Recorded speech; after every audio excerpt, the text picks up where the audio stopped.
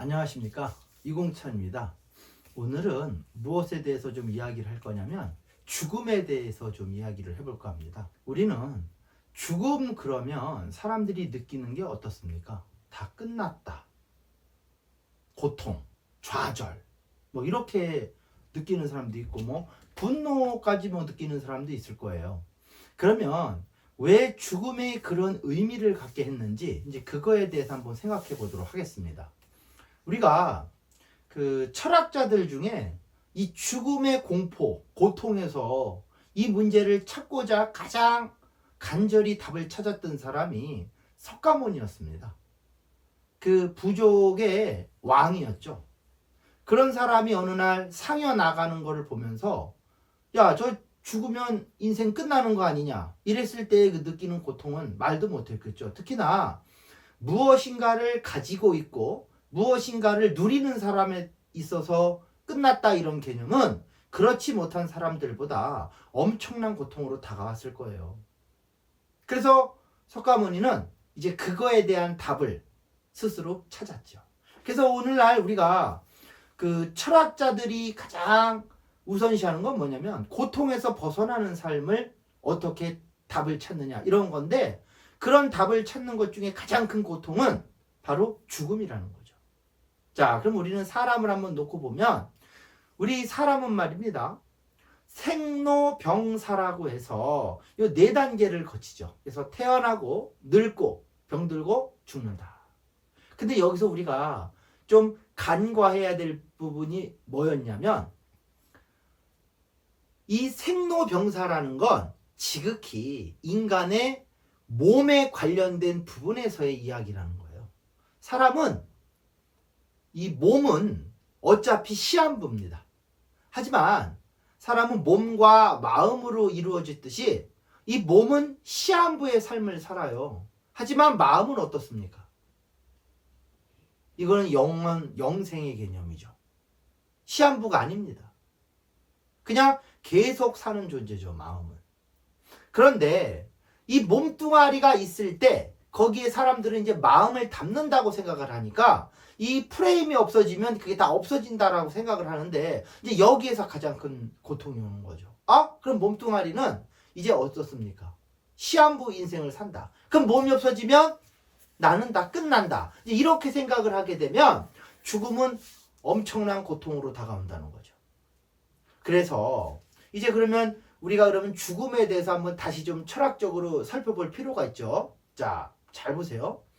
우리가 태어나는 것도 자연이고 늙는 것도 자연이고 병든 것도 자연이고 죽는 것도 자연입니다. 근데 그게 쉽게 말해서 뭐야? 내 의지와는 상관이 없이 가는 거예요. 근데 왜 태어날 때나 생일 이럴 땐 즐겁지만 죽을 때는 왜 슬프고 이러냐? 고통이냐? 인간이 의식을 갖다가 집어넣은 거죠. 뭐냐? 죽음 이꼴 고통이다. 그래서 사실 우리가 암이라는 병이 무서운 게 아니에요. 암에 걸리면 바로 죽는다는 그런 니꼴 공식이 성립되는 거죠. 이러니까 이제 암이 무서워지는 거예요. 그럼 이제 지금부터 이 죽음의 의미에 대해서 한번 다시 좀 생각을 해볼게요. 자, 우리가 인생을 놓고 보면 봄, 여름, 가을, 겨울, 그리고 다시 봄이 오죠. 그럼 우리가 이제 가을이 돼서 낙엽이 다 떨어지고 앙상한 이제 나무의 모습만 남는 것이 겨울인데, 겨울은 그럼 끝이냐? 아니죠. 다시금 봄을 잉태하는 준비를 하고 있는 거죠. 그럼 우리 사람도 마찬가지라는 거예요, 사실은. 죽음은 끝이 아니라는 거죠. 그래서 마음의 개념으로 영생을 한다라는 건 누구나 다 알아들을 거예요. 하지만 몸뚱이는 어떠냐? 그래서 이제 나온 개념이 윤회라는 겁니다. 윤회. 자, 근데 이제 오늘날 윤회 그렇게 얘기를 하면, 자, 착한 짓을 하고 선한 사람은 이제 불교에서 말하는 윤회식은 뭐라고 얘기하냐? 이제 사람으로 다시 환생을 하고, 못된 짓을 하고 이런 사람들은 이제 동물로 태어난다. 막 이렇게 얘기를 해요. 근데 그게 잘못 받아들여지면, 야, 그러면 우리가 다 윤회를 하니까 이게 내가 그러면 어떻게 살아야 돼? 이러면서 이제 사람들을 갖다가 사람으로 다시 태어나기 위해서 뭐예요? 열심히 살아야 돼. 이러면서 끊임없이 막 이런 인위적인 행동을 하게 된다고요. 근데 잘 보면 윤회를 그런 식으로 받아들이면 안 되는 거죠. 그래서 장자라는 철학자는 이제 죽음에 대해서 어떤 이야기가 있냐면 와이프가 죽었습니다. 근데 친구가 가서 보니까 부인이 죽었는데 노래를 부르고 있는 거예요. 그러니까 친구가 너무하는 거 아니냐. 그래서 이 장자가 하는 말이죠. 처음에 나도 슬펐다.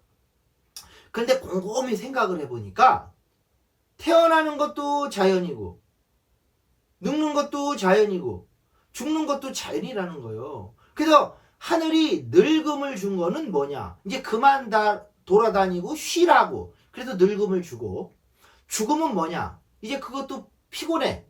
영원히 쉬라고. 안식을 준다는 거죠.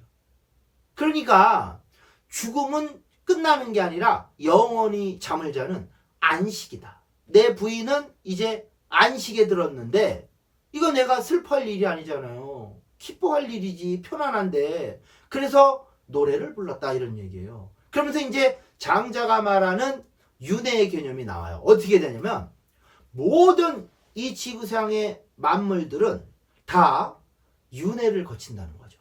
어떤 식으로? 잘 보세요. 사람이 이제 죽습니다. 그러면 이제 어떻게 돼요? 땅에 묻히든 어떻게 되든 오늘날은 이제 우리가 죽고 나면 이제 뜨뜻한 불가마에 들어가죠. 화장터에. 그러고 나면 이제 가루로 만들어지겠죠. 그럼 이것이 뭐 큰 시간을 놓고 보면 뭐 납골당에 넣을 수도 있고 뭐 나중에 땅에 뿌릴 수도 있게 되면 이제 이게 다시 자연으로 돌아가는 과정을 거치죠.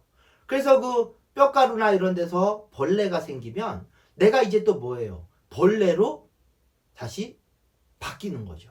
그리고 또 그 가루나 이런 것들이 땅에 떨어져서 거기서 만약에 풀이 났다?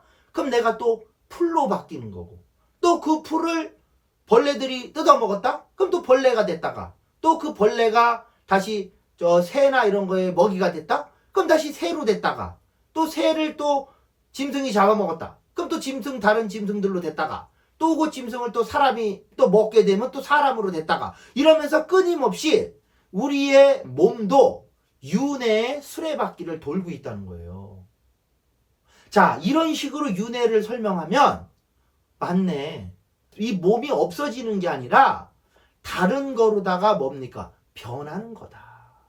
이런 식으로다가 이제 장자가 이야기를 하죠.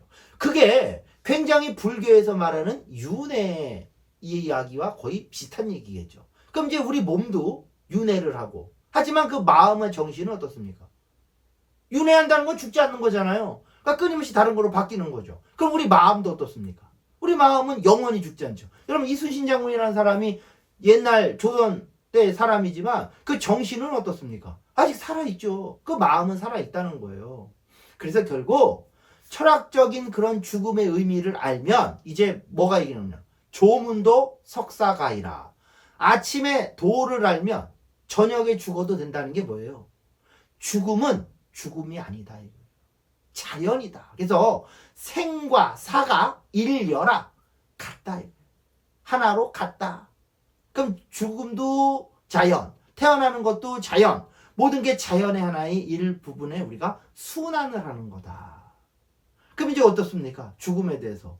죽음은 슬픈 것이 아니라 하나의 과정인 거죠. 그래서 우리 모두들은, 이 모든 우리 생물들은 다 뭡니까? 죽음의 그 단계를 다 겪죠. 근데 그것에 대해서 특히 사람은 이 이성이 있고 지각력이 있기 때문에 그거에 대해서 죽음을 슬픈 개념으로 집어넣고 고통으로 집어넣기 때문에 그게 너무 힘든 거예요. 그래서 그걸 지우면 뭡니까? 죽음은 이제 자연이다.